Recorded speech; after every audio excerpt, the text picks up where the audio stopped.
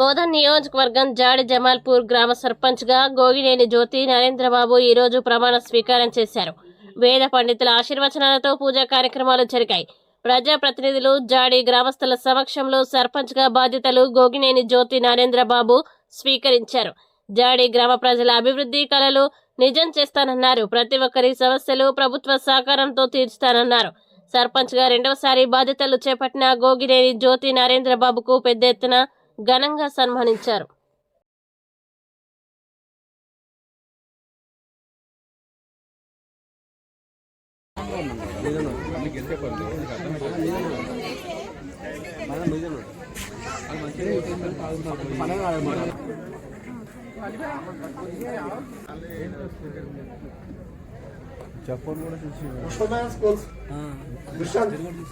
Okay.